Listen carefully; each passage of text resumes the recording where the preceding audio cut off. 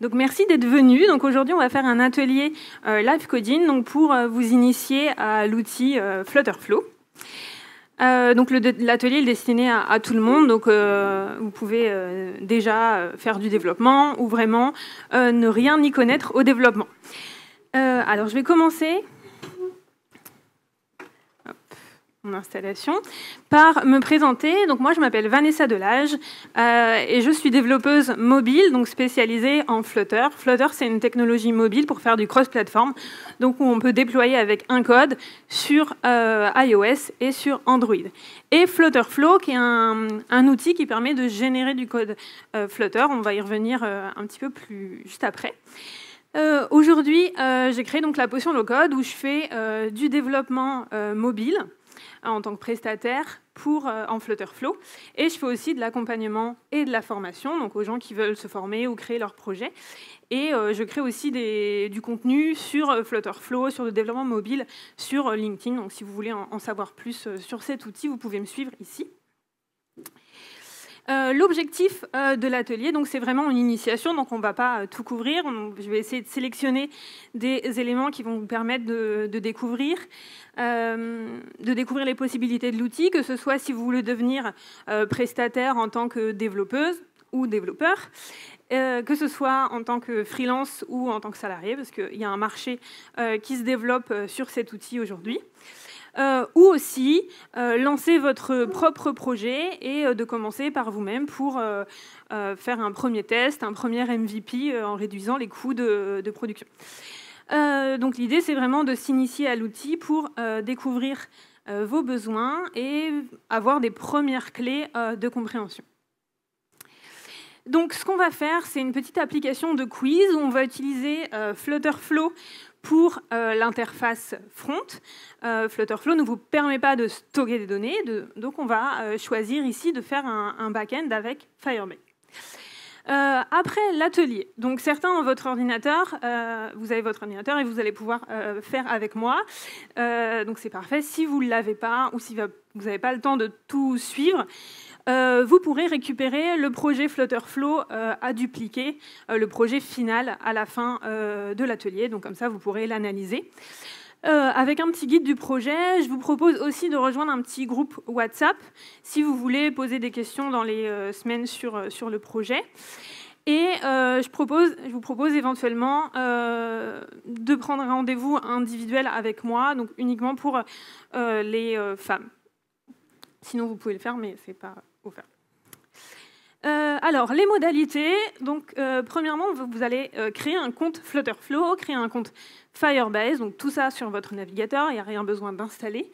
Vous pouvez vous connecter en Wi-Fi ici, et vous allez dupliquer le projet de départ. Si vous voulez avoir les liens directs, vous pouvez vous rejoindre ce groupe WhatsApp où j'ai mis les liens, et vous pouvez vous connecter sur WhatsApp sur votre ordinateur, donc comme ça, vous pouvez lancer directement.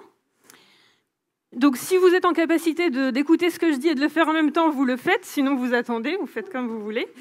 On aura un petit moment pour que tout le monde ait tout ça. Alors, pendant ce temps-là, je fais un point sur les outils. Donc en fonction de vos besoins, vous écoutez ou non. Alors, Flutterflow, c'est une plateforme de développement low-code qui est aussi maintenant, l'appellation change un peu, appelée Visual Development, parce qu'en fait, c'est du no-code dans lequel on peut injecter du code, principalement. Donc c'est uniquement une interface front, donc on connecte un back-end. Vous pouvez aller de la création de vos écrans jusqu'au déploiement sur le web et bien sûr sur l'Apple Store et le Google Play. Ça utilise Flutter et c'est une entreprise américaine qui a été fondée en 2019. Firebase, c'est peut-être un peu plus connu, c'est une plateforme de développement d'applications qui est créée par Google, qui offre tout un tas d'outils très utiles pour créer son application mobile. Donc ça va de l'hébergement à l'authentification, à la base de données, mais aussi des outils d'analyse, et vous propose une infrastructure cloud intégrée.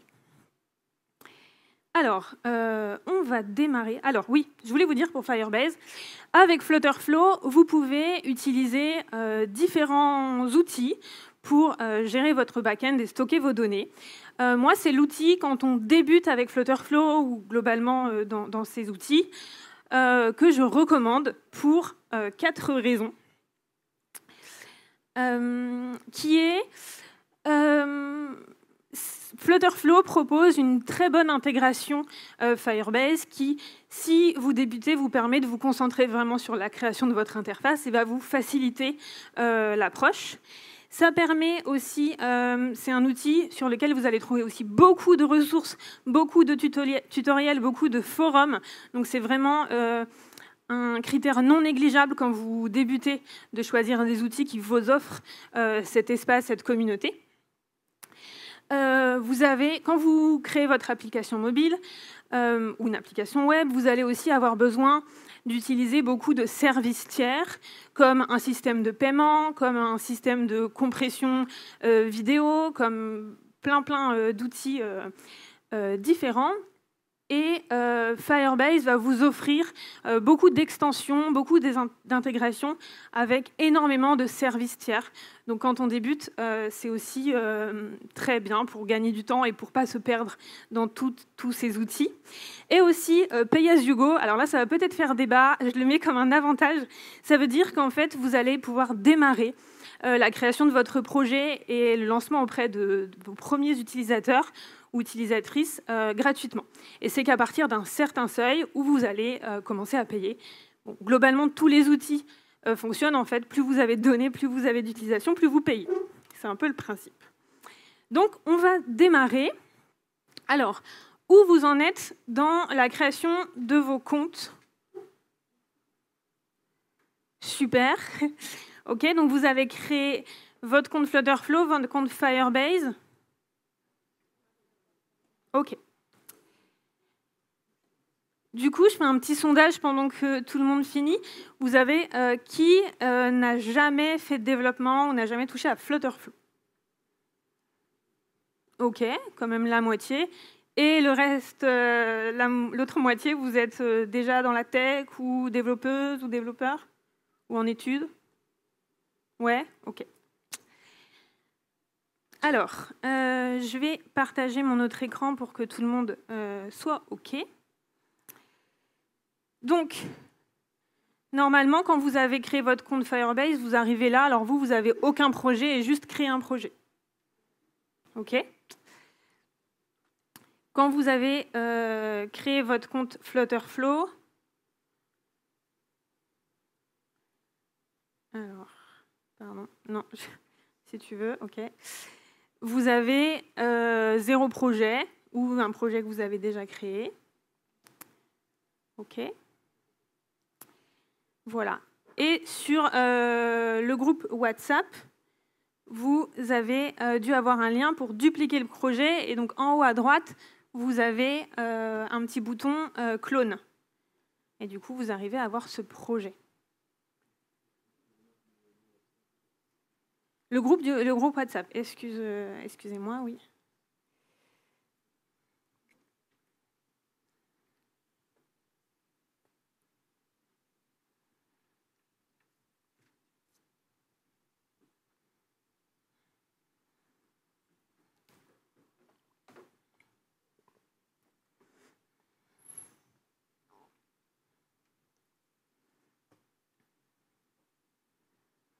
Est-ce que tout le monde, tous les gens qui souhaitent, hein, ce n'est pas une obligation, rejoindre le groupe WhatsApp, vous l'avez fait?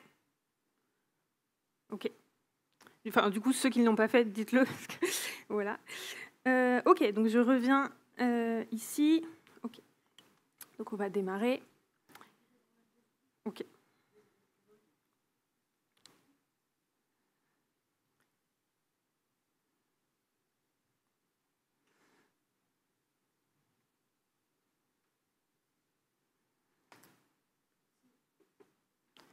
OK, est-ce qu'il y a des gens qui sont encore...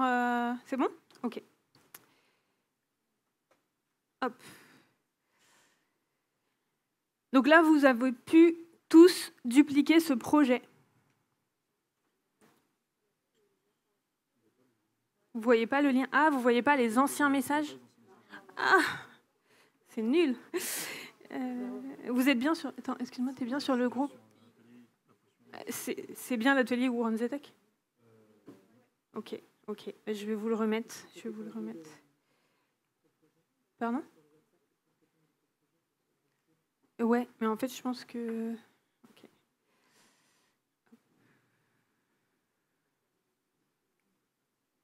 Alors. C'est vrai? Ok.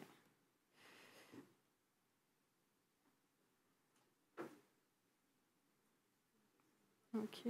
Là, si je clique, vous les voyez? Ok. Alors, en fait, je vais vous... Alors.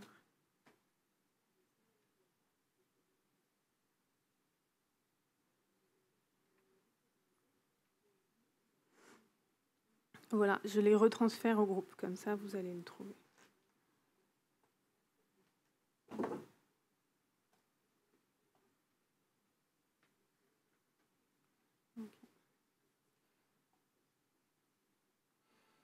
Okay.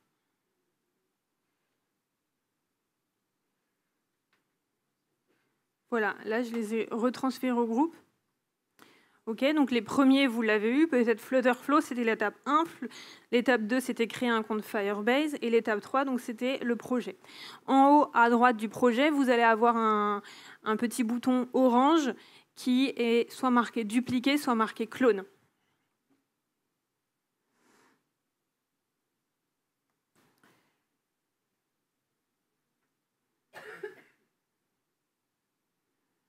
Okay.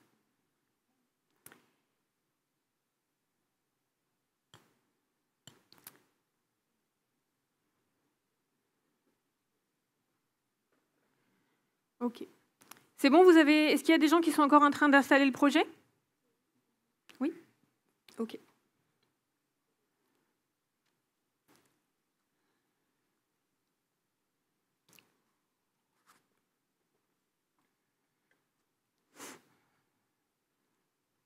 C'est bon? Ok. C'est bon. Ah, tu cherches WhatsApp? Ok. Lorsque je lance, je mets le lien, ça me... Il n'y a pas de projet. Le lien sur le WhatsApp de l'étape 3? Ok. Ouais. Ah, si tu le saisis, ok. Il n'y avait pas une petite erreur dans ta saisie? Ouais. Ok. Ok. C'est bon? Tu as réussi à partager le lien? Non, justement. Ok. Ok, super. C'est bon? C'est bon, je suis à mon tour. Ok.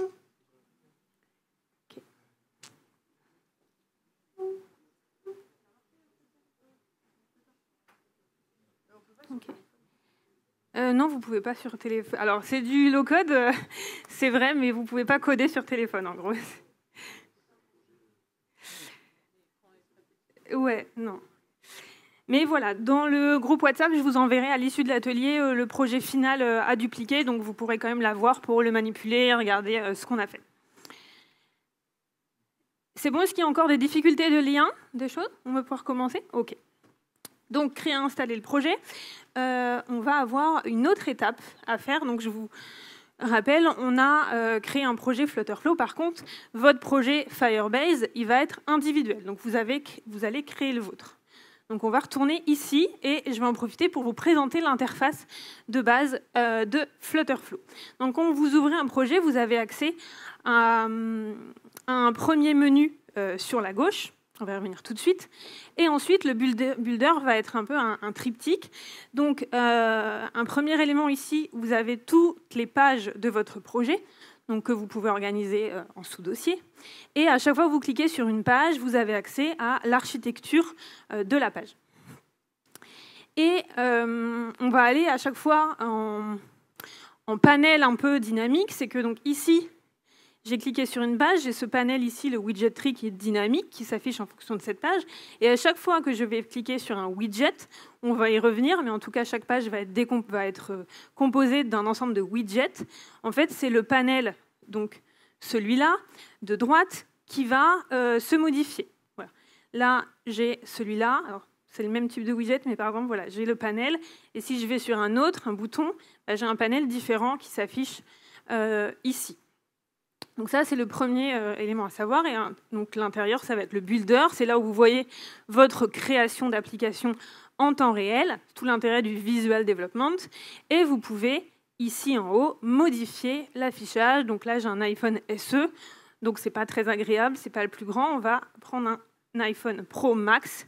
Comme ça, vous allez avoir un plus grand... même du coup, ça vous fait des éléments un peu plus petits. On va prendre ça. Voilà, là, c'est bien. OK. Et donc, avant, on a ce petit menu qui va être vraiment, pas le builder, mais l'organisation, les paramètres du projet. Donc là, on a vu les pages. On va voir la base de données plus tard. Là, ce que j'aimerais, vous allez aller ici, en dessous de Connect. Ça va être toute la gestion de Firebase. J'ai déjà créé des collections. Alors... en fait, c'est ici, je voulais la créer avec vous, mais c'est pas... vous allez... Alors, c'est pas ici, pardon. Vous allez dans Settings, ici, les paramètres.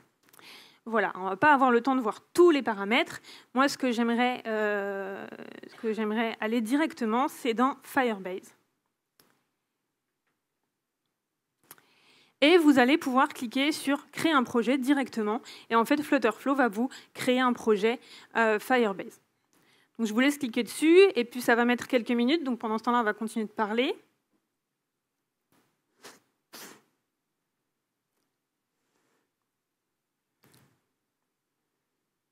OK.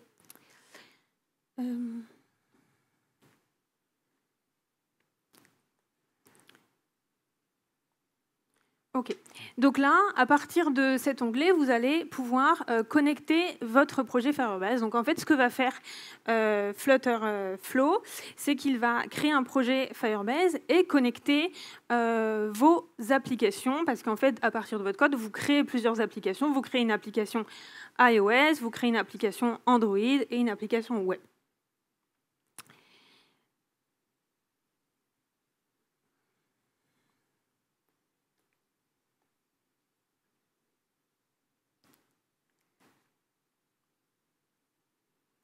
OK.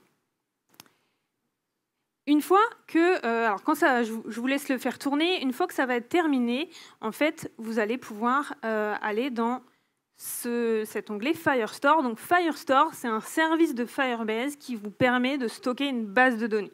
Donc nous, on va utiliser deux services de Firestore. On va utiliser l'authentification, on va le paramétrer après, et on va utiliser Firestore. Donc, deux onglets ici. Un premier onglet, premier onglet, pas très bon comme liaison. Un premier onglet, on va voir nos collections. Donc, il y a une première collection qui est souvent paramétrée par défaut par Flutterflow quand vous connectez Firebase, qui est la collection user. Puisqu'à chaque fois, vous allez toujours avec avoir une collection user. Donc là, vous pouvez... C'est ce qui vous est proposé par défaut. C'est une belle proposition. Vous pouvez bien sûr la changer et y ajouter des éléments. Et moi, vous allez voir, j'ai créé une autre collection qui s'appelle questions, parce qu'on va faire un quiz, donc il y aura des questions. On va y revenir plus tard, parce que j'aimerais qu'on finisse la connexion Firebase. OK, c'est l'effet démo.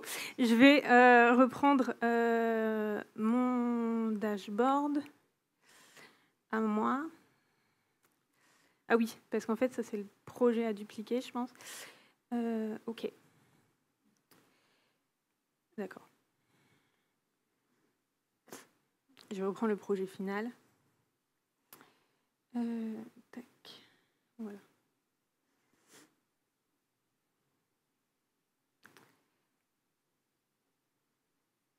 Alors normalement, tous vos projets Firebase, ils ont été créés. C'est OK? Pas encore? OK.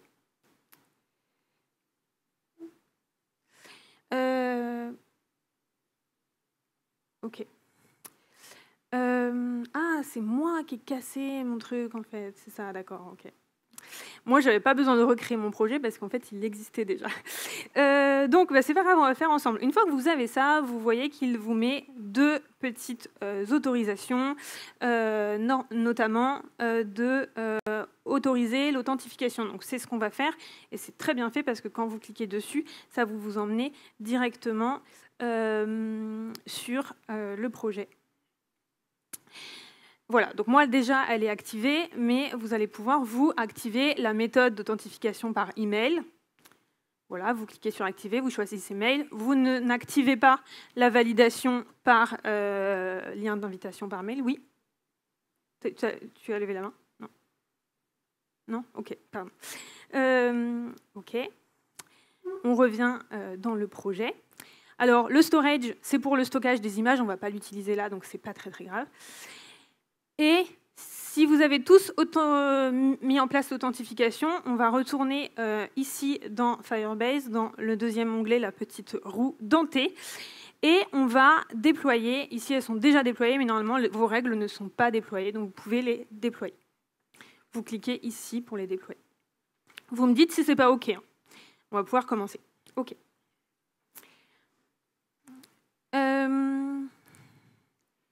Donc, pardon. Alors, vous avez déjà dans vos pages dans votre projet des pages simples parce qu'on ne va pas créer toutes les pages. Donc, il y a une première page d'authentification, une première page d'onboarding, une home page. Et nous, je retourne dans le projet que vous avez. On va créer une nouvelle page. Est-ce qu'on va être prêt avec une nouvelle page? Tout le monde est OK? Hop. Alors, je vais faire un point sur la création de page avant qu'on commence. Pour créer une page, et ça c'est valable en Flutterflow, mais c'est valable en mobile avec Flutter, c'est que votre page elle va être constituée d'éléments, d'un arborescence d'éléments qui vont s'imbriquer les uns dans les autres. Et en Flutter et Flutterflow, on appelle ça des widgets. Donc si vous développez sur d'autres technologies, vous appelez peut-être des components, etc., des composants, c'est globalement la même chose. Votre arbre il va s'organiser en deux types de widgets principalement. Des widgets qui vont accepter en dessous d'eux un seul autre widget, donc un child, par exemple un conteneur accepte un child, et un row ou une colonne va accepter plusieurs composants du même niveau, donc on va appeler les children. Si vous regardez une page, comment elle est constituée, donc ici ça c'est l'arborescence de widget, donc le widget tree, vous pouvez voir, alors Flutterflow il ne vous dit pas tout, mais si vous regardez, il le marque ici, vous allez tout en haut de votre page, vous voyez que juste à côté, là c'est entre parenthèses scaffold. Pourquoi il dit ça? Parce qu'en fait en Flutter, toute page commence avec un scaffold, qui est un type de widget très spécifique qui crée une page. Et à l'intérieur, vous allez avoir trois types d'éléments, la barre et le body et la barre de navigation ou d'autres éléments qui se superposent. Alors, j'ai prévu aussi une présentation. Donc, à l'intérieur de nos scaffolds, nous, ce qu'on va faire, c'est notre page de quiz. Donc, en haut, on va avoir la barre qui va pouvoir mettre des éléments en haut. Donc là, j'ai mis un texte et une icône pour pouvoir retourner. Et ensuite, on va découper notre page, qu'on va appeler le layout, finalement, en différents widgets. Donc là, ma page, je vais pouvoir faire une colonne, où à l'intérieur de cette colonne, je vais mettre un texte et je vais mettre les différents choix de réponses possibles. Donc comme il y en a plusieurs, je vais pareil aller choisir un widget qui accepte plusieurs éléments similaires. Donc je vais mettre, là en l'occurrence, je vais la mettre en verticale, donc je vais mettre une autre colonne. Et à l'intérieur, j'aurai un conteneur pour chaque élément de réponse. Alors du coup, on va créer ça ensemble. OK. Tout le monde est prêt pour Firebase là? OK. Voilà, donc là, vous pouvez développer si vous avez votre ordinateur, sinon vous regardez.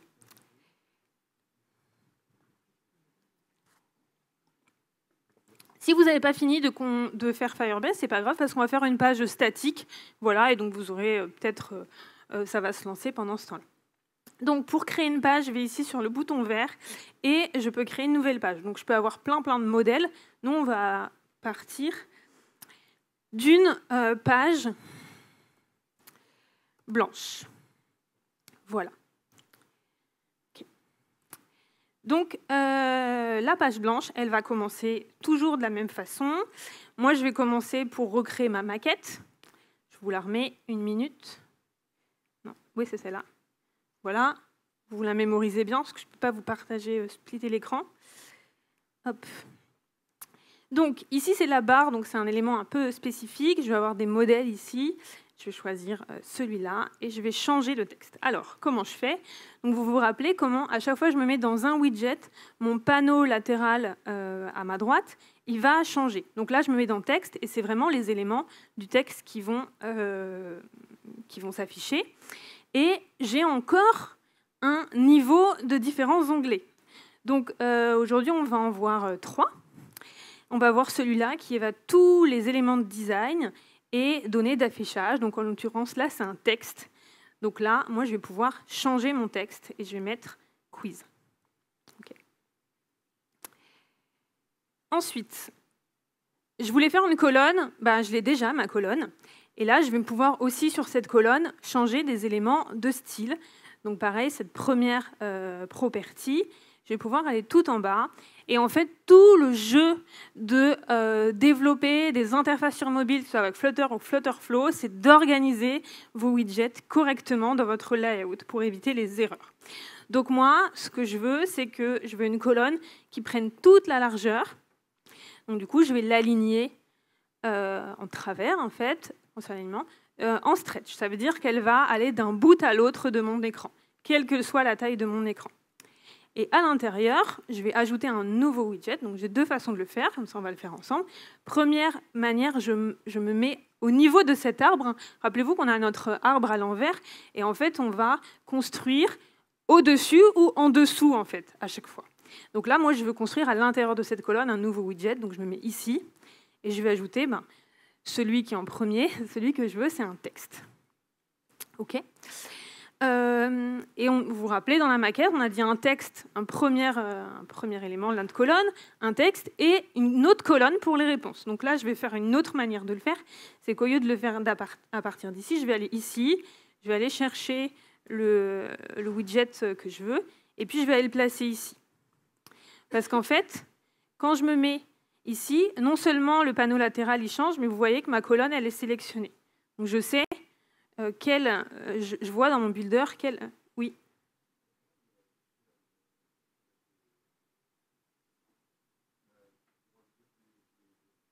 Ah, c'est ici, en haut, build. En fait, il y a build, et là il y a 3 éléments de build, donc tout ce qui est widget palette, et ici le widget tree. Voilà. Bon, après, moi, je n'utilise jamais ça, on peut l'utiliser ici. Bon. Alors, je retourne dans ma première colonne, mais on va la renommer comme ça va être plus clair. Hop, je vais appeler main colonne. Donc, je vais pas, pour pas que ça soit collé, je vais vouloir ajouter un petit padding ici. Donc, je vais décoller. Et je vais aussi vouloir ajouter des espacements entre mes éléments.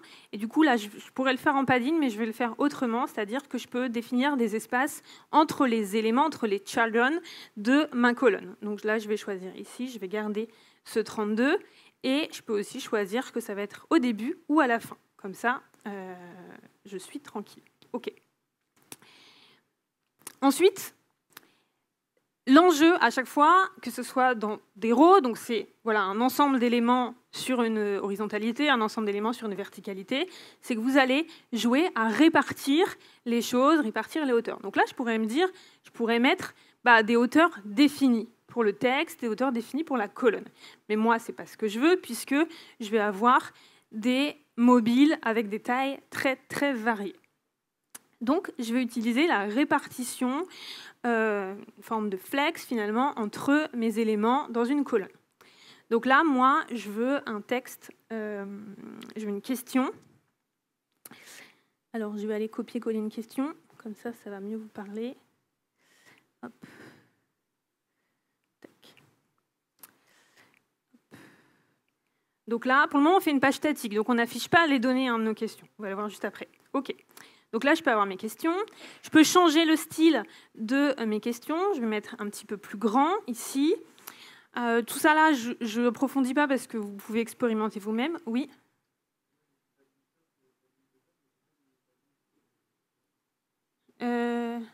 Ici, sur la colonne. Est-ce que tu l'as mis en stretch ?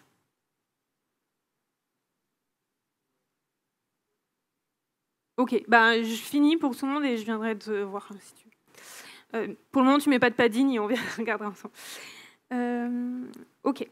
Donc, en fait, ma répartition, je vais vouloir que mon texte il prenne toujours la même place. Et je ne vais pas lui mettre de hauteur définie parce que s'il a une question à 4 lignes, s'il a une question à 5 lignes.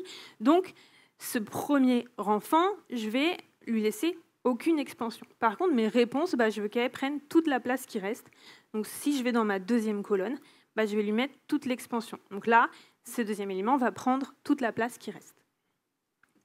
Ensuite, donc, j'ai toujours pas mes réponses. Donc, pour chaque réponse, je vais faire ce qu'on avait vu, c'est un truc très simple, ça veut dire que c'est un carré, un rectangle vert avec le texte de la réponse du choix possible à l'intérieur. Donc, je vais choisir un conteneur. Un conteneur, c'est un widget de base que je vais pouvoir...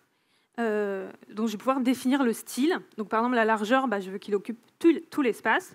Je vais le mettre en infini, voilà. Et en hauteur, pour le moment on va laisser 100. Et je vais lui mettre un background, donc une couleur de remplissage qui va être celle-là. Bien sûr on peut définir ses propres couleurs, ça on voit. Et je lui mets une bordure. Ça c'est du style, vous pouvez vous amuser aussi avec ça. L'idée c'est vraiment comprendre la logique.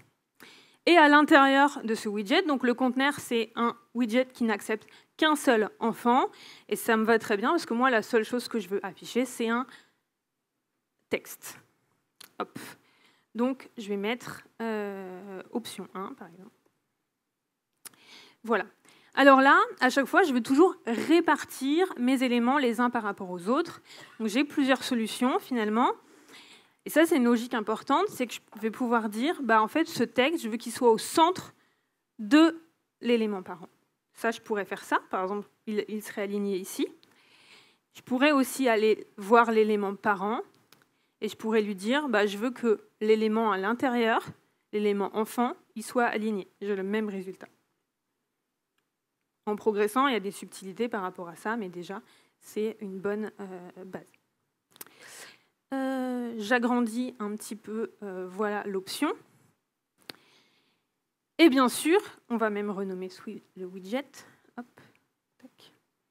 Si vous voulez un peu plus loin sur l'organisation, j'ai créé un guide des bonnes pratiques sur Flutterflow qui est gratuit, si ça vous intéresse. Donc, voilà, je vais déjà tester sur 3 réponses. Donc là, j'ai juste fait un copier-coller de ce conteneur. Et je vais vouloir l'espacer, donc j'aurai 2 solutions. Soit je définis un padding haut ou bas sur chaque élément, soit je me mets sur l'élément parent, la colonne. J'insiste là-dessus parce que c'est vraiment un concept intéressant à comprendre. Et je vais pouvoir définir un espace de tous les éléments enfants. Donc par exemple, je peux garder le 32, alors peut-être c'est un peu gros. Voilà, ok. Et donc là, mon écran, il fonctionne très bien. Et je me dis, ok, ça part. Par contre, si je veux, par exemple, si j'ai une question qui a une réponse supplémentaire et qu'en fait, la personne qui utilise mon téléphone... Alors, donc là, ça se passe très bien. Bon, ça ne marche pas, du coup, on dit qu'il y a 5 réponses. Voilà. Et donc, ici, eh bien... sur un iPhone SE, par exemple, la personne, elle ne voit pas la dernière option. Donc ça, c'est un peu ennuyeux. Donc j'ai une possibilité, c'est de définir qu'elle va pouvoir scroller les réponses. Donc là, je pourrais définir ma colonne en scrollable et elle pourrait définir ça. Moi, je n'ai pas envie de ça. J'aimerais que la taille des éléments s'affiche, change en fonction de la taille dont ils ont la place. Donc, je vais changer. Et en fait, c'est toujours la même chose. On a déjà fait ça au niveau de l'expansion. Ici, chaque élément, il ne prend aucune expansion. Donc, il prend sa taille ici. Donc, moi, ce que je vais faire, je vais enlever ce que j'ai dupliqué. Vous n'êtes pas obligé de le faire parce qu'on va quand même changer ça après. Je vous fais la démo. Hop, je retourne là. Moi, je veux un fonctionnement différent. C'est que je veux qu'il ait une expansion. Et je vais supprimer la taille. Donc là, lui, il est tout seul, donc il prend toute la taille. Bon, ça ne me plaît pas non plus, mais on va le corriger après. Par exemple, si j'en mets 2, comme ça, ils vont chacun se répartir moitié-moitié. Donc là, c'est super parce que si j'en ai plein, ça va bien marcher. Par contre, je trouve que là, c'est un peu gros. Donc ce que je peux faire, c'est que je peux lui mettre une hauteur aussi maximale. Donc je vais quand même lui dire, OK, quand c'est petit, tu rétrécis, mais quand il y a plein de place, tu gardes cette limite quand même. Donc, je vais recopier celui-là. C'est celui-là qui me plaît. Et donc voilà, là, c'est vraiment le fonctionnement que je veux, quelle que soit la taille du mobile. Bon, on va pouvoir lancer ce test maintenant quand même. Donc, pour pouvoir afficher cette page, en fait, bien sûr, vous avez une navigation qui se met en place automatiquement. Oui ?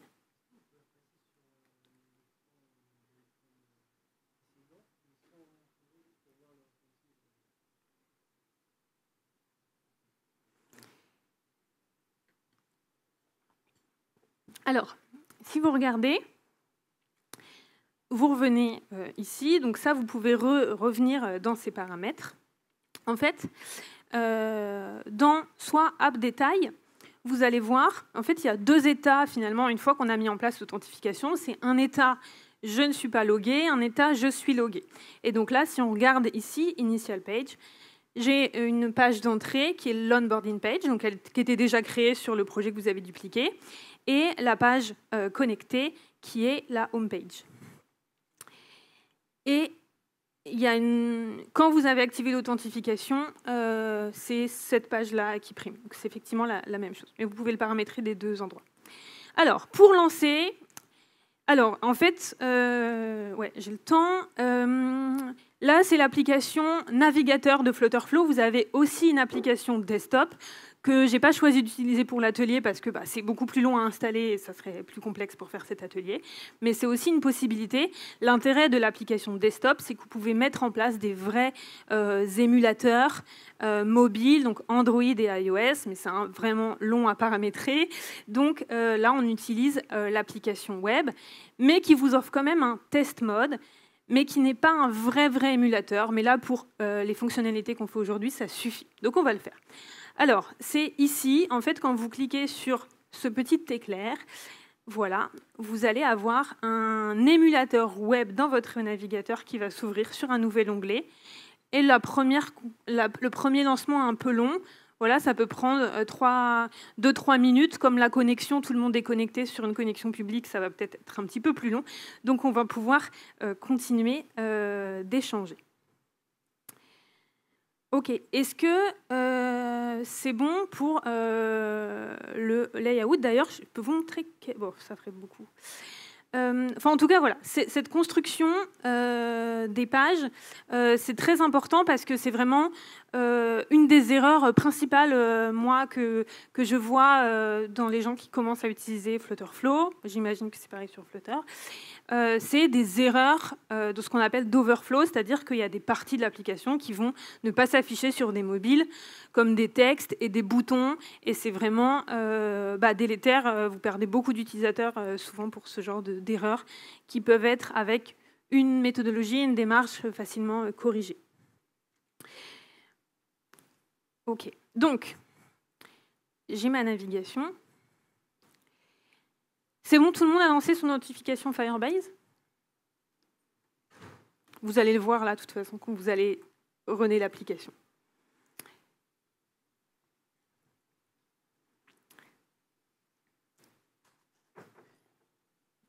Alors, je vous repasse mes étapes pendant que...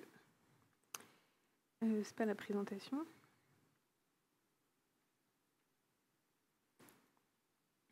Hop. Lancer un test, c'est ce qu'on est en train de faire. Et on va voir après pour gérer les données. Okay.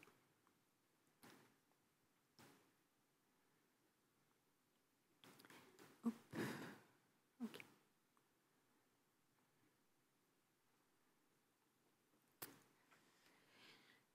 Donc là, c'est vraiment le test mode qui vous permet de tester votre application. Donc vous retrouvez le même builder avec voilà, les différents affichages mobiles, éventuellement tablette ou desktop. Aujourd'hui, on ne voit pas ce responsive. Vous avez quelques données de variables. Là, on n'en a pas fait des variables, on n'est qu'en statique, donc on ne va pas les lancer. Je vais juste voir si moi, je n'ai pas cassé ma connexion à Firebase. Non, OK. Alors, normalement, vous, quand vous vous lancez, vous n'êtes pas là, vous êtes ici. C'est OK? Oui, les autres, ça compile ou si c'est un bug, dites-moi. OK. Donc, pour vous faciliter la vie, je vous ai déjà créé une page où vous pouvez créer un compte. Voilà. Pardon, j'ai déjà un compte, c'est commencer. Et commencer, vous pouvez ici vous enregistrer. Donc, vous allez pouvoir créer un compte utilisateur et vous loguer. Donc, moi, je vais le faire aussi. Hop. Bon. Vanessa, je vais mettre. Alors, j'ai déjà créé ça. Pas besoin de mettre une vraie adresse mail parce qu'on n'a pas fait de validation par mail. Donc, en fait, il faut juste que ça ressemble à une adresse mail. Voilà. Hop. Tac. Tac. Ah, je me suis trompée. Hop, OK.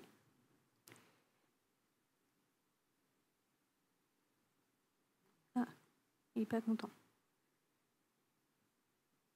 Pourquoi? Non, je pense pas. OK, on va regarder. Alors, OK. Ouais, OK. Donc là, je n'ai pas trop creusé sur les formulaires aujourd'hui parce que c'est un gros sujet. Si vous avez à aller voir plus loin, j'ai fait tout un ensemble de posts LinkedIn sur vraiment spécifiquement comment créer un bon formulaire avec Flutterflow. Donc je pourrais vous partager sur le groupe WhatsApp si ça vous intéresse. Ici, donc j'ai sécuriser mon formulaire. Donc c'est toujours important de sécuriser votre formulaire côté front.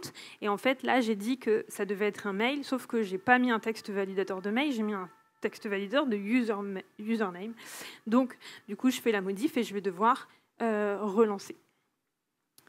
Je vous ai montré peut-être un peu trop vite la modif à faire dans votre code. Vous allez donc register page, donc c'est la page pour vous connecter. Et vous voyez que tous les champs ils sont donc encapsulés, wrappés dans un widget spécifique qui s'appelle un widget form, donc qui vous permet de définir des règles spécifiques à tous les champs, tous les inputs, si vous préférez, qui sont dans votre formulaire. Et donc là, vous allez voir, je les ai normalement tous bien renommés. Donc email text field. Text field, c'est le terme, c'est le widget qui s'appelle text field en fait, mais vous pouvez l'appeler input, ce que vous voulez. Et donc text validator, vous mettez via mail et vous relancez. Si vous voulez pas vous embêter, vous décochez là pour le test et puis vous pourrez explorer ça. OK, on va relancer. Donc je recommence. S'inscrire. Ça. Hop.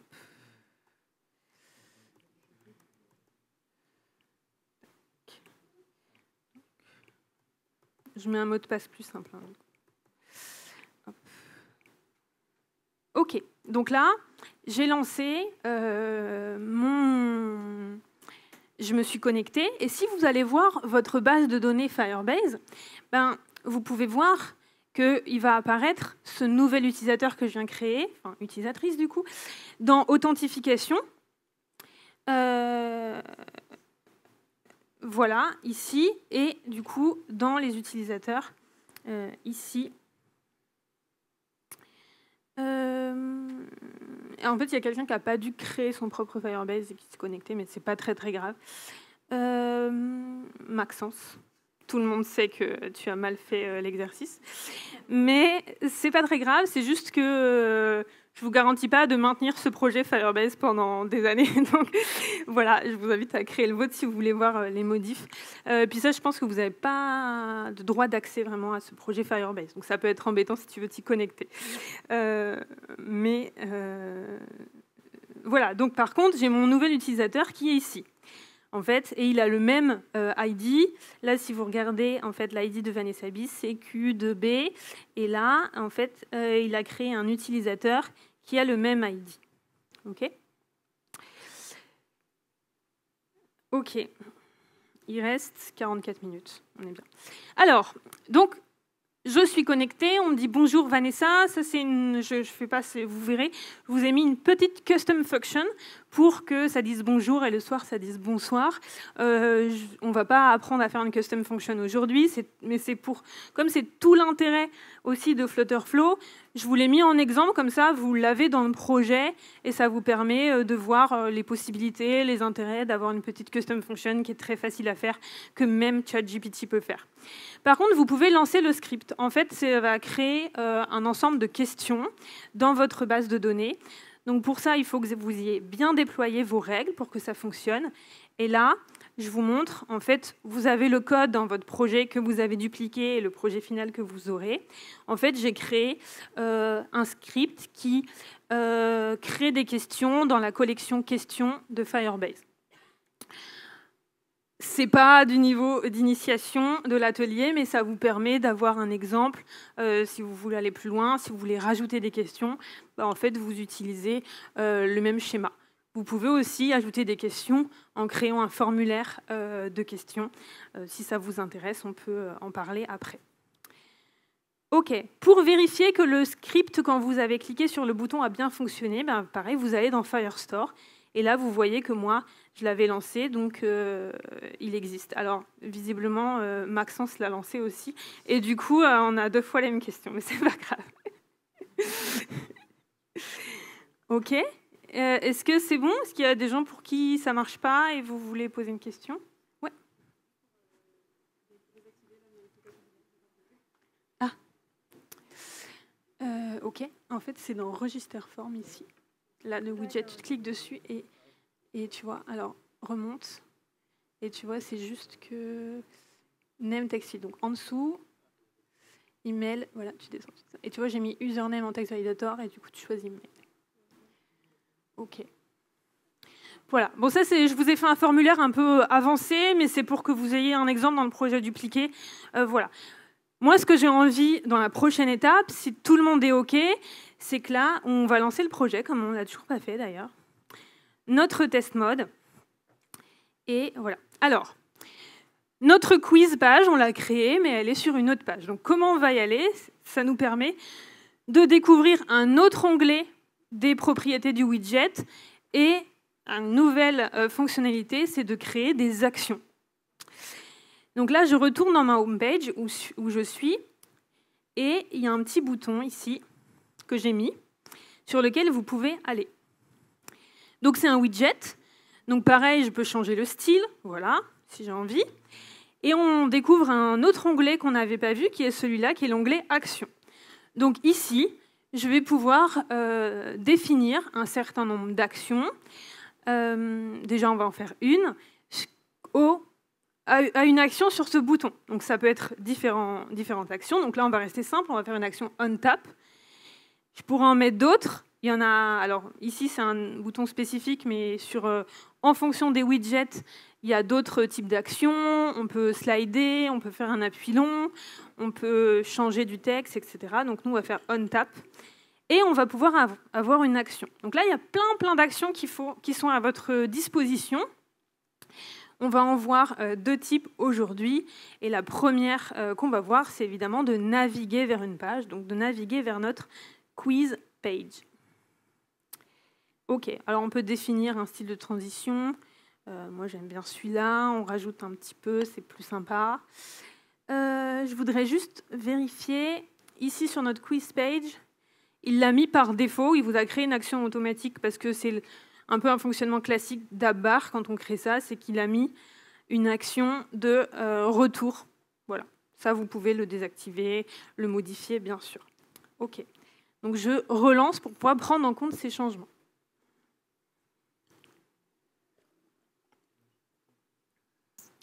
C'est bon? Sur homepage? OK. Alors, pendant que... Voilà. Donc, vous retournez sur la homepage. Homepage. sur ce petit élément que j'ai déjà créé. Il est en bas. Ouais, sinon, tu peux réduire ton builder. Donc vous pouvez, en fait, si vous ne voyez pas tout votre écran, n'hésitez pas à réduire votre builder ici ou mettre un téléphone plus petit. Et en fait, quand on clique sur un widget, donc on avait Property, le premier onglet, on l'avait déjà vu. Le deuxième, c'est Action. Et là, on va pouvoir créer une action. OK. Et c'est bon? OK. Donc si je vais, ça devrait être lancé. Donc je clique dessus et là, je navigue vers ma page de quiz. Pour le moment, elle est statique, donc elle ne me sert à rien. Donc maintenant, je vais appeler des données parce que c'est ça l'objectif ici. On va voir sur le slide, c'est qu'on va voir gérer de données. Donc premier, alors en fait, on a déjà géré de données puisqu'on a envoyé des données à notre backend, on s'est connecté et on a créé un utilisateur. Mais vous ne l'avez pas fait, c'était déjà fait. Donc là, on va le faire ensemble et du coup, on va prendre une étape dans la gestion des données, première étape d'apprentissage qui est plutôt d'afficher des données avant d'en envoyer. Alors, nous, dans notre page, il y a un élément qu'on n'a pas créé, parce que j'ai un peu oublié dans la démo, mais là, on affiche une question. Nous, on veut afficher plusieurs questions sur cette page. Donc, on va pouvoir utiliser, alors il y a plein de widgets possibles, mais encore un widget qui accepte plusieurs enfants, puisqu'il y a plusieurs questions, et on va le mettre au-dessus de cette colonne. Donc, comment on va faire? C'est que si vous vous mettez sur votre première colonne, là, vous allez pouvoir cliquer sur CTRL B ou commande B, et vous allez avoir ça qui apparaît, wrap widget, parce que c'est OK pour tout le monde. Ouais. Et vous allez choisir un widget qu'on ne peut pas faire avec cette fonctionnalité. Donc c'est mon effet. Alors je vais vous faire un truc un peu plus compliqué. C'est que vous allez vous mettre sur main colonne et vous allez, soit en faisant clic droit et vous voyez X là qui est coupé, ou commande X ou CTRL X. Vous choisissez ceux avec lesquels vous êtes le plus à l'aise. Donc là, moi, je le cut. Et avant de... Comme ça me permet en fait de le supprimer, mais je le garde en mémoire. Donc, alors, si vous êtes dev, ça vous paraît basique ce que je vous dis, mais voilà, c'est pour tout le monde cet atelier. Et je vais chercher un widget qui s'appelle Page View. OK. Et donc, Page View, c'est un widget un peu plus complexe que ceux qu'on a vus avant. Je vais le mettre. Voilà. Donc, j'ai Page View ici. Et même, on va faire un peu mieux, c'est que je vais faire CTRL B sur Page View et je vais le mettre dans un conteneur pour que ça soit plus clair. Est-ce que c'est OK? Conteneur, Page View. Et du coup, ma Page View, j'ai plusieurs pages. Alors, vous pouvez supprimer les deux. Donc, je me mets dessus et je fais Delete ou je le mets à la poubelle ici. Clic droit à la poubelle. Et j'enlève ma colonne. Pourquoi? Parce que quand je me mets là, si je fais CTRL V ou clic droit, coller, je recolle ma colonne que j'ai coupée tout à l'heure. Excusez-moi, je vous ai fait un peu plus de manip que prévu. Est-ce que c'est OK pour tout le monde, ça? Ouais? Vous aurez le projet final si vous ne vous sentez pas. OK, donc on va revenir dans notre arborescence de widget. Donc ici, alors notre app-bar ne nous intéresse pas. Je vais dans mon conteneur principal. Je veux qu'il prenne toute la place. Donc, je lui dis largeur, hauteur maximale. OK? Il va être juste là pour appeler des données. Ensuite, je vais dans ma page view. Alors là, je peux modifier. On ne va pas trop s'y intéresser. On va dire que ça prend toute la place. Je peux enlever la marge si je veux. Il y a un petit scroll. Là, il n'y en a qu'un parce que j'ai qu'un élément, mais on va le faire en dynamique. Donc voilà. On va laisser comme ça. Le style, vous pourrez manipuler. Le style, c'est surtout s'amuser, découvrir petit à petit. On va afficher des données. Alors, pour afficher des données, donc, on va afficher des données d'une collection Firebase, la collection questions. Et là, on va découvrir le troisième onglet. Donc, je me place sur mon conteneur. Je peux même le renommer. Vous n'êtes pas obligé de le faire. C'est pour que ça soit clair pour vous dans le projet final. Parce que ici, je vais faire une requête. Donc là, property, on l'a vu, faire des actions, backend query. Okay, donc, j'ajoute une backend query et je vais aller chercher une collection. Et je vais aller chercher ma collection questions. Je ne vais pas aller chercher qu'un seul document, je vais aller chercher une liste de documents. Et alors, je peux activer ça si vous voulez. On ne va pas traiter ce sujet aujourd'hui. Et je confirme. OK. Et donc, je n'ai pas fait de schéma, mais ce qu'il faut bien comprendre, c'est que la gestion de vos données dans votre application et dans vos pages, elle est très liée à votre widget tree. C'est-à-dire que, en fait, vous allez pouvoir afficher des données que vous avez appelées au-dessus dans votre arborescence. Vous ne pouvez pas aller afficher des données qui seraient en dessous de votre arborescence. C'est pourquoi là, alors je pourrais le faire directement dans le page view, mais je veux que ça soit bien clair pour vous, c'est qu'en fait, ici, je vais appeler mes données dans mon conteneur. Donc ça veut dire qu'elles vont être accessibles depuis tous les conteneurs enfants. OK ? Alors, ensuite, je me mets dans une page view. Donc, page view, ça fait partie, comme les colonnes et les rows, des widgets qui acceptent plusieurs enfants. Donc, c'est parfait. C'est que ces widgets-là qui vous permettent de gérer des listes.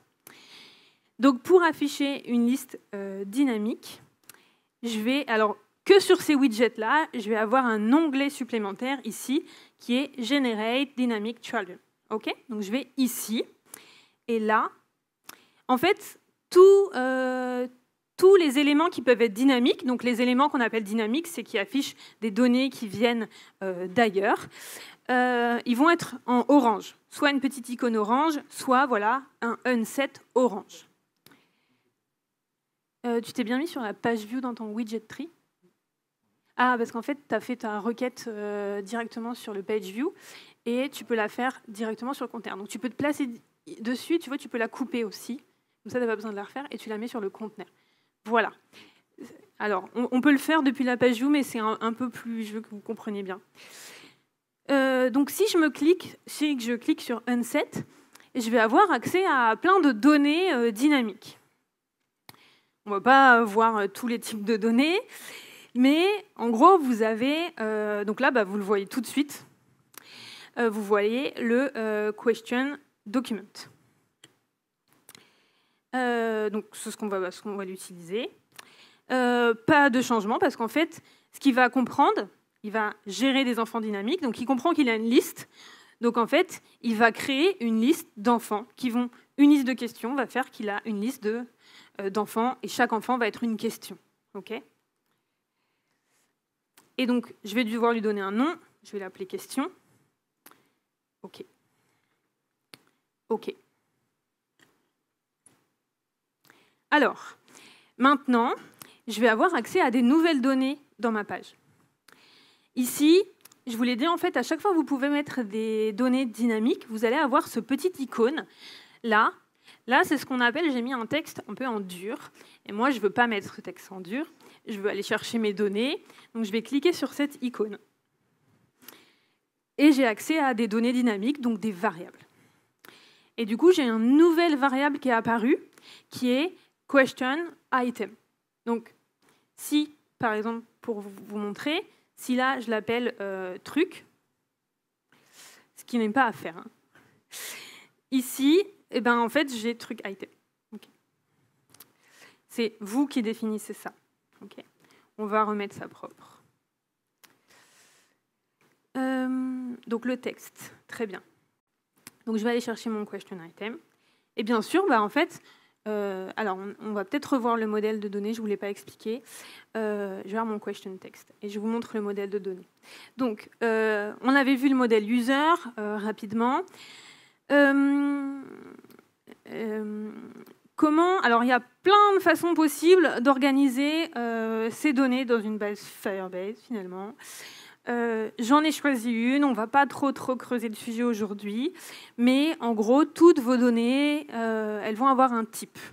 Et donc là, le nom de la question va avoir un type chaîne de caractères. Et moi, j'ai choisi de donner une liste de propositions et j'ai utilisé aussi, pour vous montrer comment ça marche, les data types. Donc là, j'ai une collection.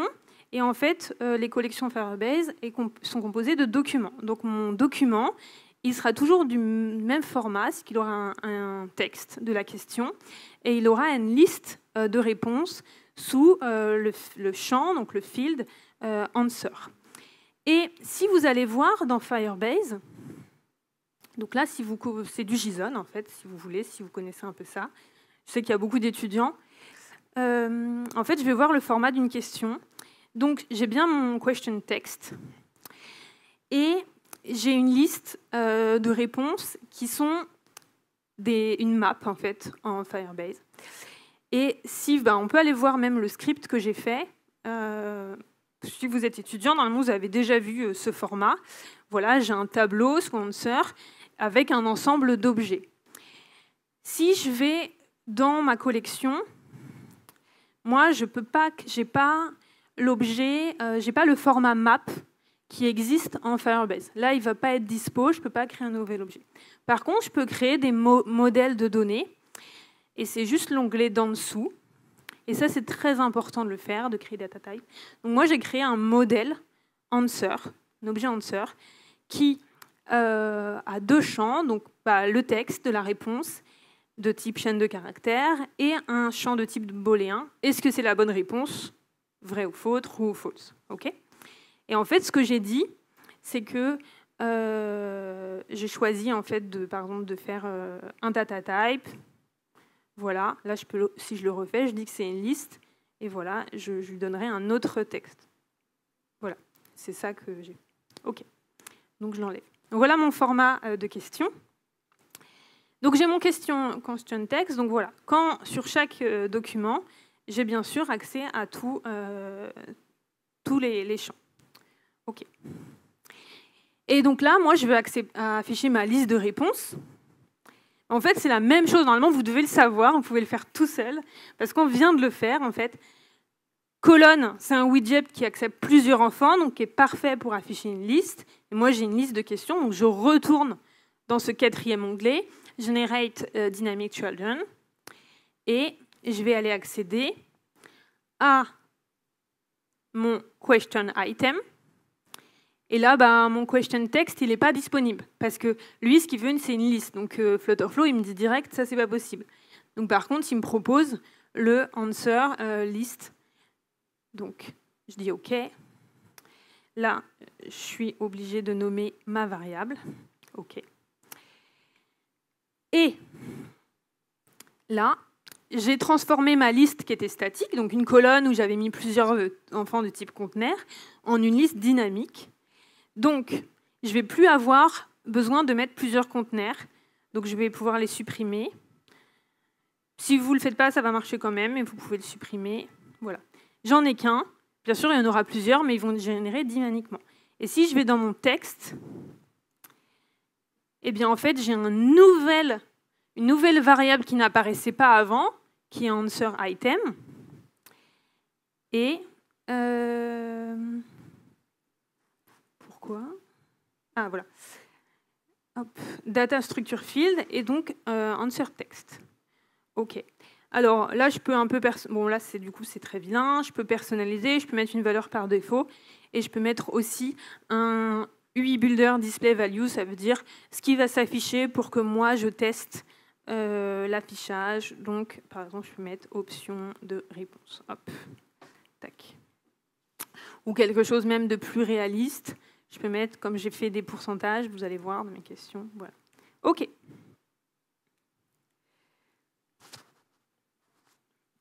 Donc là, ils affichent en pâle, en fait, parce que c'est vraiment le builder qui se dit « Ok, j'ai des listes dynamiques, donc je simule un peu un affichage. » Il n'affiche pas le nombre de réponses réelles des données, puisque là, il n'a pas été les chercher. Donc du coup, on va relancer. Hop. Alors là, je lance dans un autre onglet parce qu'il ne dure qu'une demi-heure. Est-ce que c'est OK pour ces données, pour l'affichage des données? Est-ce que vous avez des questions? Non? Pendant que ça build, je vous rappelle que si vous allez dans Firebase, les settings de Firestore, voilà, mes règles, elles ne sont pas déployées. Il faut les déployer. Pourquoi il les a changées? Parce qu'en fait, en fonction de ce que vous avez codé dans vos pages, Flutterflow, il vous dit, OK, il faut changer les règles et il va falloir afficher les questions. Donc, c'est le CRUD. Hein, OK, ça veut dire que là, je veux juste lire les données. Donc, ça va être read. Je pourrais limiter les données aux utilisateurs authentifiés. On ne va pas trop creuser cette partie. Je vais juste déployer les règles.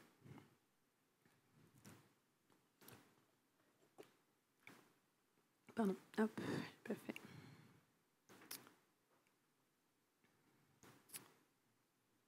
Okay. C'est bon? Ouais. Bah, si c'est bon, il n'y a pas besoin de le refaire forcément. Pardon?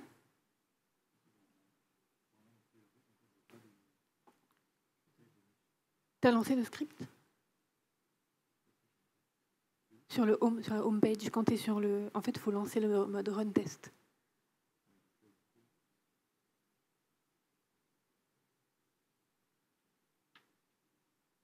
Vas-y, relance-le. Voilà. OK.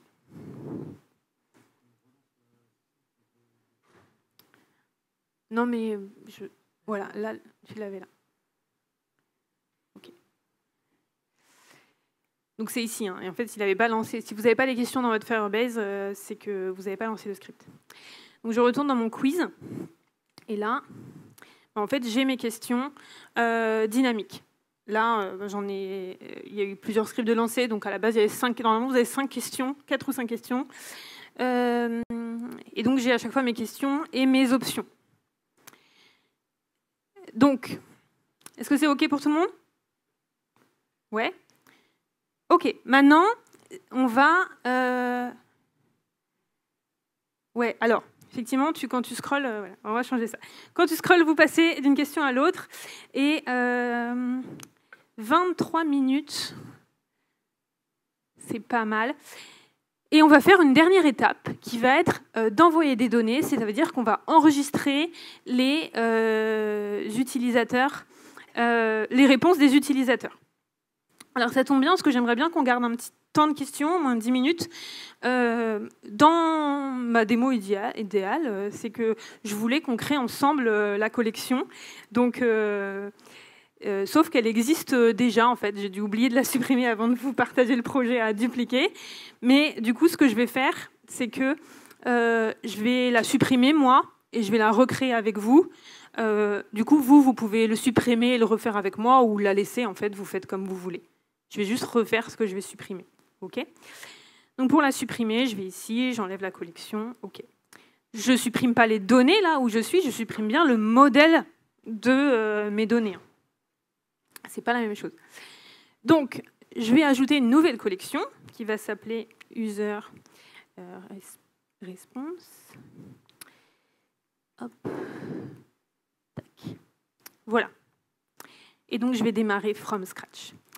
Alors, très rapidement, les modèles de données, en gros, il y a 2 gros modèles de données. Il y a les modèles SQL, donc relationnels, qui créent des relations entre les tables. Et il y a des modèles NoSQL, donc c'est ce que propose Firestore. Alors, néanmoins, on va quand même... Je vous fais tout ça en accéléré, hein, parce qu'on pourrait faire un atelier de ça. On va quand même faire des relations, finalement, entre ces collections, parce que là, on veut créer, finalement, une collection qui va stocker des documents, des réponses utilisateurs. Donc, ce que je veux, c'est à quelle question il fait référence et à quel utilisateur il fait référence. Il y a plusieurs possibilités. Ce qu'on va privilégier pour faire des relations en utilisant Flutterflow, ce qui va le recommander finalement, et ce qui pour démarrer va être le plus facile pour vous, c'est de créer des références. Donc ça veut dire que vous allez enregistrer dans votre document d'une collection Firebase une référence d'un autre document. Donc là, je vais créer une référence déjà à l'utilisateur. Moi, je vais l'appeler userRef, comme ça, je sais que c'est une référence. Et dans l'ensemble de types de données qui m'est proposé, j'ai document référence. Et quand j'ai document référence, il me propose toutes les collections possibles. Donc moi, je vais choisir celle user. Okay. Je vais faire pareil pour question. Question ref. Question. Alors, pour la réponse, il y aurait plein de possibilités. Nous, on va juste stocker une chaîne de caractères de la réponse. Hop. Donc, chaîne de caractères. Voilà.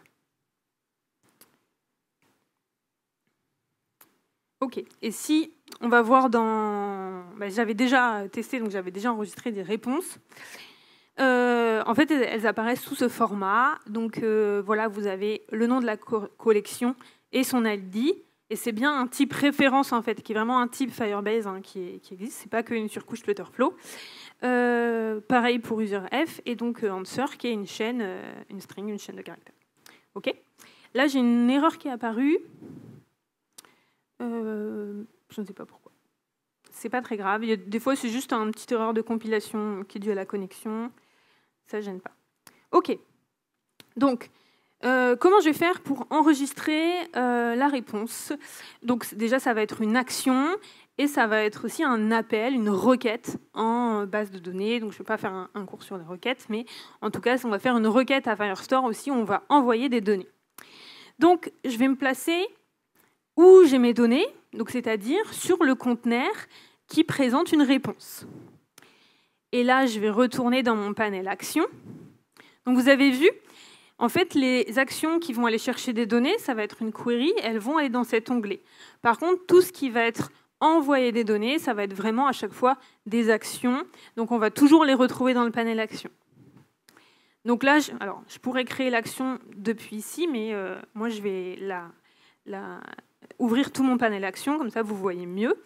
Et puis là, j'ai vraiment plein d'actions qui sont disponibles, tout plein de gestes. En fait, on va détecter le geste utilisateur. Nous, on va rester sur le classique on-tap, mais on pourrait avoir plein d'autres gestes différents qui vous permettent de faire des designs différents. On va rester sur une utilisation normale. Donc sur le geste on-tap, je peux bien sûr mettre différents gestes sur un même widget, en fait, qui vont avoir des actions différentes entre les gestes utilisateurs. Et donc, je vais ajouter une action. Et alors, je pourrais la rechercher ici, en fait, mais du coup, je vais vous montrer un peu l'arborescence. Pour aller chercher les actions disponibles, demandez-vous quel type d'action. Donc ici, c'est une action de type backend, database, et Firestore. Firestore, c'est l'outil de stockage des données de Firebase. Et du coup, je vais créer un document. Je vais créer un document dans la collection User Response. Et là, il va me demander tous les champs à choisir. Pourquoi il me demande? Parce qu'en fait, dans NoSQL, vous pouvez avoir des documents qui ont certains champs et d'autres documents qui n'ont pas certains champs. Ce n'est pas comme en SQL. Voilà. Donc, je pourrais ne pas enregistrer la réponse, ce qui n'aurait pas d'intérêt. Mais bon. Donc, j'ai tous ces champs. Et ensuite, à chaque fois, je vais dire quelles données je vais faire. Donc là, un userref, c'est toujours une donnée dynamique. Donc, il ne me propose pas de remplir une donnée. Donc, il me demande d'aller chercher une variable. Donc, j'ai toujours mon set variable. Ah, qu'est-ce qui s'est passé? Il n'est plus là, le technique. Il n'y a plus d'écran. Il n'y a plus de partage. Ah oui, il est éteint? Ah, ok. Il n'y a pas de bouton, en fait. Vas-y, je te laisse. Il n'y a pas de bouton.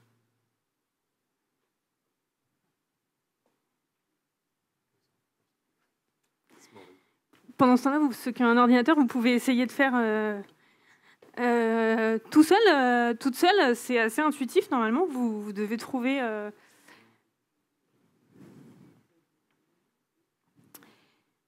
Alors, là, ouais.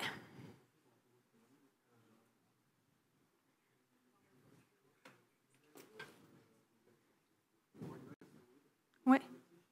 Ouais.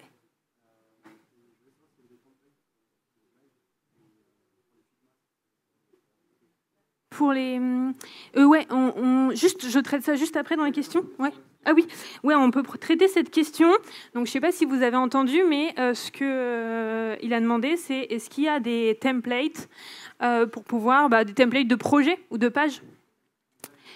J'aimerais bien vous montrer, mais oui. Déjà, quand vous avez vu qu'on a créé une page, vous allez avoir quelques modèles, en fait. C'est bon? Il faut faire quelque chose? Ça arrive? OK. Vous allez avoir quelques modèles préfaits qui vont vous permettre d'aller plus vite. Ça, c'est une possibilité. Ensuite, Flutterflow a aussi une marketplace où vous pouvez trouver des projets de démarrage ou des composants. On n'a pas trop vu les composants, je ne pense pas qu'on aura le temps. Et qui sont gratuits ou payants, vraiment, une marketplace. Vous pouvez aussi vous lancer sur la création de templates sur la marketplace. Je pense qu'il y a un marché aussi qui est intéressant. Et vous avez aussi sur cette marketplace, qui peut être intéressant, des custom codes, en fait. Vraiment, où là, vous avez... donc le custom code, c'est tous les éléments. On peut faire du code Flutter pour pallier à des manques, en fait, dans Flutterflow. Donc ça peut être intéressant si vous n'y connaissez pas en code, mais vous voulez vous lancer dans Flutterflow et vous ne voulez pas vous mettre à faire de custom code, vous pouvez aller chercher des gens qui ont fait des custom codes. Exemple, par exemple, un custom code pour faire un outil, un input de numéro de téléphone avec tous les indicatifs, avec les drapeaux de chaque pays. Par exemple, besoin assez standard qui demande un petit peu de code. Parce qu'on va utiliser une librairie, Flutter, etc. Ça, c'est une possibilité. Vous avez aussi, alors ça a un peu changé parce qu'avant on pouvait faire du code d'équipe, maintenant c'est assez récent, c'est un mois, on peut créer ses propres librairies Flutterflow et donc du code partagé, soit des appels API, soit des designs, etc., qu'on peut partager en plusieurs projets. Par exemple, un usage moi que j'ai, c'est que j'avais fait, là je vais le transformer en librairie du coup, mais j'avais fait un code d'équipe pour faire des appels API standards pour connecter l'API de Brevo. Parce que connecter un logiciel d'email marketing, c'est vraiment un usage standard que plein de gens ont besoin. Donc du coup, j'avais créé une librairie et cette librairie, elle est utilisée par plusieurs de mes clients parce que j'ai plusieurs clients qui connectent...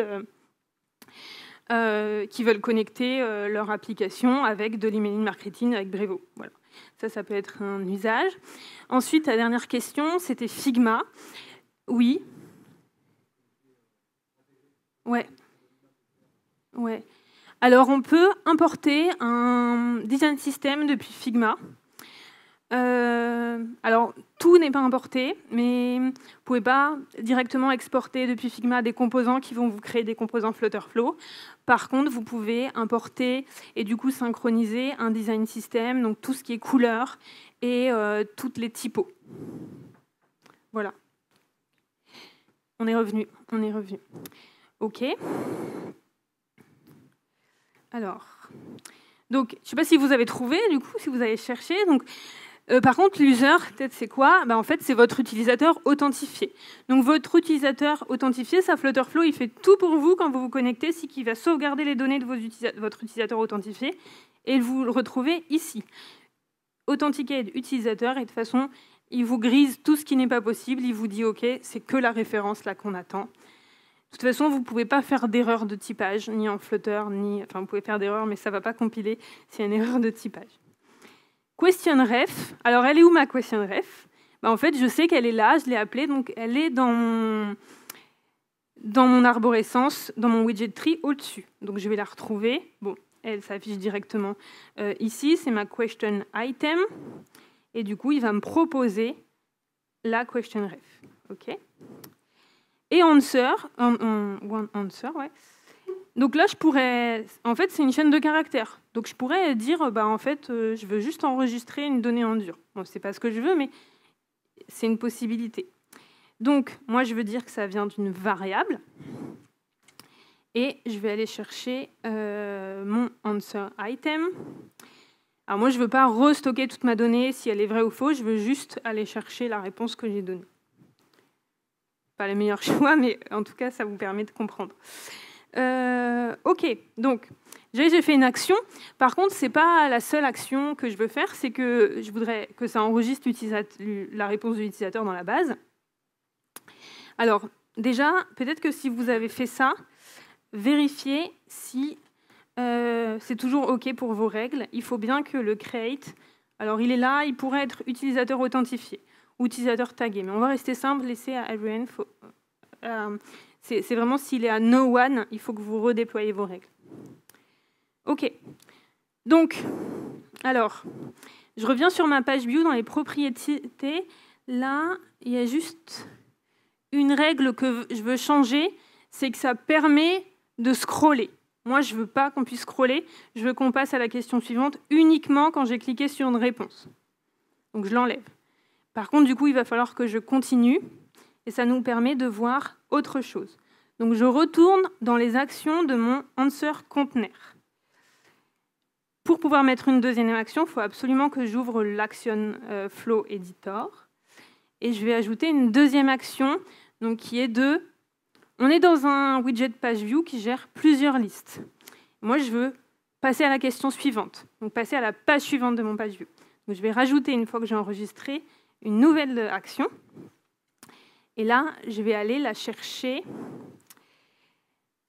dans mes widgets, parce que ça va être finalement sur quelle page je suis de mon page view, qui est un widget. Je vais être sur un état de mes widgets. Donc là, je vais... Alors, de manière simple, vous allez chercher page view. Enfin, du coup, page view, vous allez le trouver. Voilà, il est ici. Mais pour que vous compreniez bien comment on gère nos données, c'est un widget. Et là, moi, j'ai un contrôleur de mon page view. Parce que je veux contrôler mon page view. Je veux dire, OK, passe à la page suivante. Du coup, j'ai qu'un page view dans ma page. Je pourrais en avoir plusieurs. Ça serait une construction un peu bizarre, mais bon, voilà, je pourrais le renommer, il s'appellerait comme ça. Et j'ai plusieurs actions possibles. Je peux aller à la page précédente, je peux aller à la page suivante, je peux aller à la première page, ou je peux aller à une page spécifique. Moi, je veux passer à la suivante. OK ? Alors, donc là, les deux actions vont s'enchaîner. Vous allez avoir une limite, on ne va pas le faire ici, mais c'est que quand je vais arriver à la fin de mon page view, je ne veux pas aller à la suivante qui va me faire retourner au début. Je veux arrêter mon quiz ou faire une autre action. Dans le projet final, j'ai mis en place ce fonctionnement. Donc, vous pourrez voir comment est mis en place ce fonctionnement. Là, on ne va pas avoir le temps de le faire pour pouvoir garder des questions. Donc, je ferme. Et je vais relancer. Est-ce que c'est OK ? Vous avez mis en place ça ? Okay.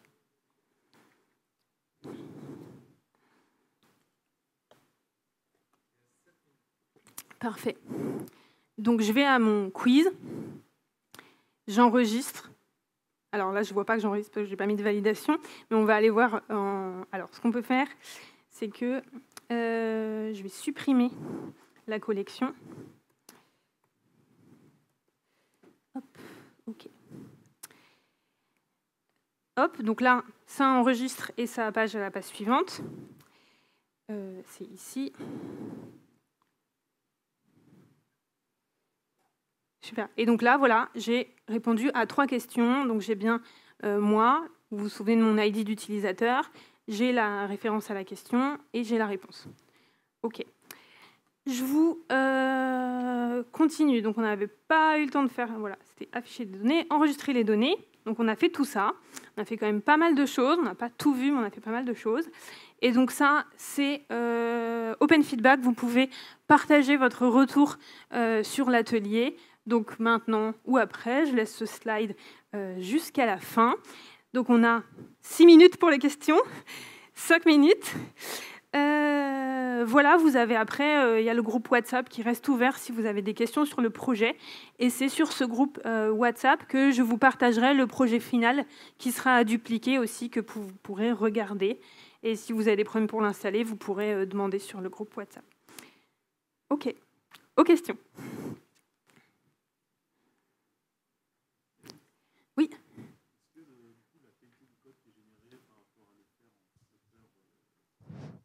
Ouais.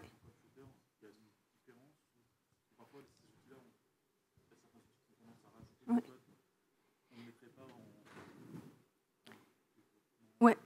Alors, juste je répète ta question pour que j'entende. En fait, ce qu'il a demandé, c'est quelle était un peu la qualité du code généré, du code Flutter généré. Donc, le code que vous pouvez télécharger, soit en connectant votre projet Flutterflow à GitHub, soit juste en téléchargeant le code et l'installant sur un IDE sur votre appareil. Alors, je ne sais plus si c'est accessible en gratuit de télécharger le code, par contre, mais je crois. Mais en tout cas, c'est une possibilité qu'offre Flutterflow. Vous pouvez après modifier le code, et même maintenant modifier le code et le réinjecter dans Flutterflow. Ça, c'est assez récent. Alors, oui, Flutterflow va ajouter des fonctionnements que vous n'auriez pas codés si vous n'avez pas codé en Flutterflow. Néanmoins, il y a quand même beaucoup d'intention et de qualité qui est fait pour le code généré, et il est tout à fait compréhensible et modifiable. C'est pas du tout du code ce qu'on appelle spaghetti. Après, la qualité de votre code et la duplication de votre code, si vous dupliquez des composants, si vous ne travaillez pas ça, si vous ne renommez pas vos composants dans votre application Flutterflow, ça va se répercuter dans votre code Flutter. Voilà. Si vous avez dupliqué des conteneurs, des composants, ils vont être dupliqués dans votre code. Donc, pour ça, si vous débutez, moi j'ai fait un petit guide. Je pourrais le partager dans le WhatsApp parce qu'il n'est plus trop disponible, mais voilà, des bonnes pratiques de nommage à avoir dans Flutterflow pour générer un code propre et compréhensible.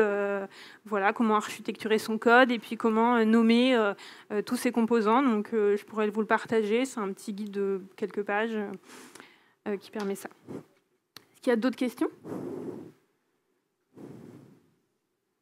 Oui ?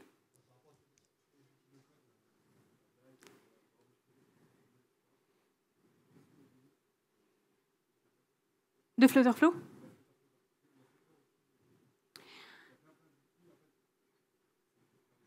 Ouais.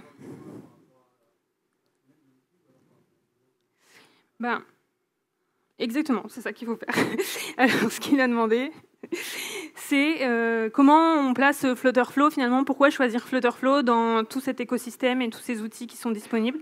Alors, Flutter et Flutterflow, voilà, Flutter c'est vraiment un framework, donc c'est vraiment un langage qui est déjà un choix en fait. Est-ce que vous allez faire du cross-platform ou est-ce que vous allez faire du natif ?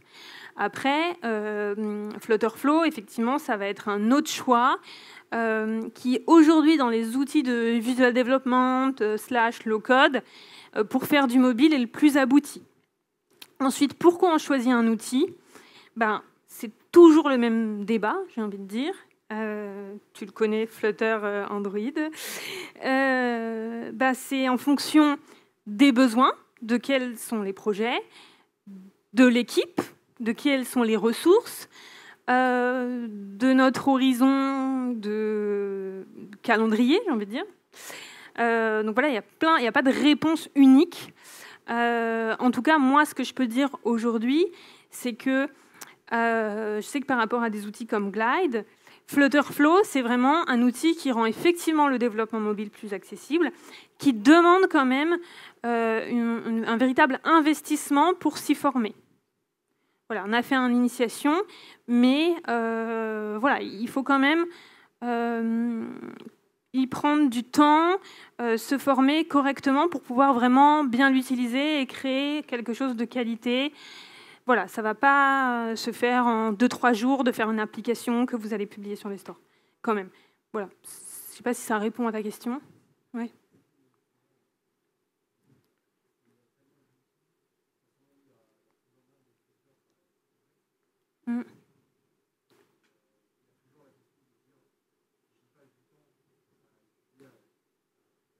Ouais.